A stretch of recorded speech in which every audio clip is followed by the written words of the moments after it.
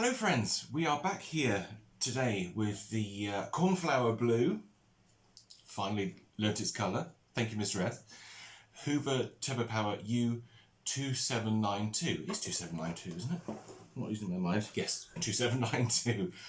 Forgot the model number for a second. So this is just a quick update video because we found out an awful lot of information on this cleaner, and that's all thanks to you guys and my regular viewers and my lovely friends as well.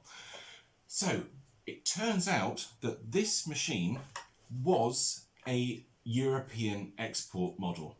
It looks like it was destined for Italy. Now the reason I know this is because one of my friends found a photograph taken by an Italian collector by the name of Tommy, who's in Milan, and he's got a photograph, if I can find the picture I'll throw it up, of this machine with a couple of other Turbopowers that were bought in Italy. So that makes sense, doesn't it? That makes sense. So you think to yourself, okay, we had that instruction book with the multiple languages in it, and this random model number was thrown on there with the three other machines, 2332, 2336 and 2334, I think. So that was an easy way for Hoover to get an instruction book made for it. They took an existing multi-language book and threw 2792 on it. Boom, done, easy. So what we suspect is an Italian retailer ordered this model to be sold in Italy. They obviously took delivery of some because we have a photograph showing evidence that this model was indeed sold in Italy. And then we come to the point where we think, okay, well, why was this sold in the UK? The theory is, now we'll never know for sure because I suspect the only way we would ever know is to talk to somebody at Hoover and actually look at the records. Now those records are long gone. They were probably put on a bonfire in 1995 when Candy bought Hoover, so they're going to be long gone. But what we suspect is either the Italian retailer ordered, say, 10,000 machines, and then actually turned around and said, actually, do you know what, we only want 5,000 now, sorry. So they would have bought 5,000 and then you would have had 5,000 left over. So Hoover would have gone, oh, what do we do with these? We've got these 5,000 machines which we made for the Italian market. We can't send them to Currys or Comet, the big box retail stores, because there aren't enough. You know, that's not enough machines to go. They wouldn't want to buy 5,000. They'd want to buy 25,000, 30,000 machines to go into their warehouses. So I suspect Hoover went to the independent retailers and said, here mate, look, we got these machines, look, they're cheap, do them cheap for you, do them cheap, cost price, knock them out, we'll sell them to you for 50 quid, you can sell them for 90, nice bit of profit, lovely bit of profit, yeah, have it.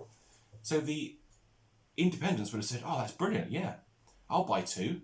And then company down the road said, yeah, all right, I'll buy three. And that explains why a machine that was designed and built for the Italian market ended up being sold brand new by an independent vacuum cleaner retailer in the north of England. That makes sense.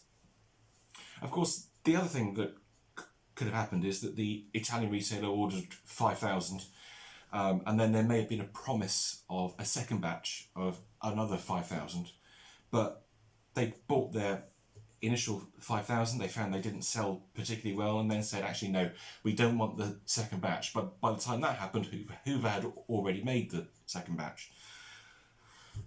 These are all just theories, but you know, it makes sense. It makes sense that's what happened. So this was technically not a UK model, although it would seem some were sold in the UK.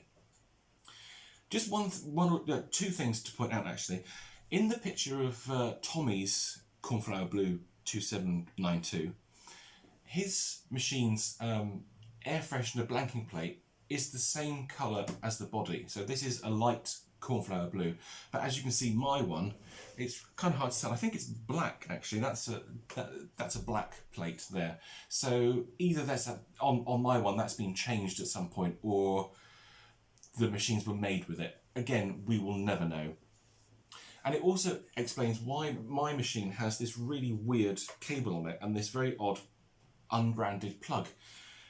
When they were manufactured by Hoover, they would have had a Euro plug on them, which would probably have had Hoover stamps on it. But of course, that's no good to sell over here. So I suspect that the independent retailers would have changed the cables on them. I doubt very much whether Hoover would have done it themselves. It wouldn't have been worth their while doing that. Why would they take X number of thousand machines, put them back down the line to change, and to pay somebody to change all the cables and plugs on them? That doesn't make sense, and it would not have happened.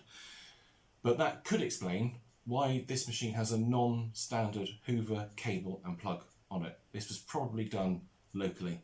Wouldn't it be amazing to find one of these that was sold in the UK that still had its Euro plug on it? That would be quite something. So the customer has spent all those years using that machine with a adapter plug and sticking their 2-prong original plug into that and then into the wall. That would be, yeah.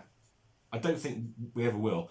I have never seen another one of these, and of my friends that I've talked to about it, they've never seen one either. So this is an extraordinarily rare turbo power. And it's I don't know if it's as rare as my Sovereign model. They're probably on par. I should do another video on that actually, just to bring that back and to sort of do a refresh on it. But I've got lots of machines to film, right now. So yeah, that's not going to be happening for a while. But there we go. That rounds off the story of our very unusual cornflower blue U2792 Turbo Power. Thank you ever so much for watching. Massive thanks to George, Richie and Stu as well. They were instrumental in helping to work out the conundrum of this really weird machine. And I'm going to go off and film some videos now, which I think you will enjoy. So, until next time, thanks for watching. Take care, guys. Bye.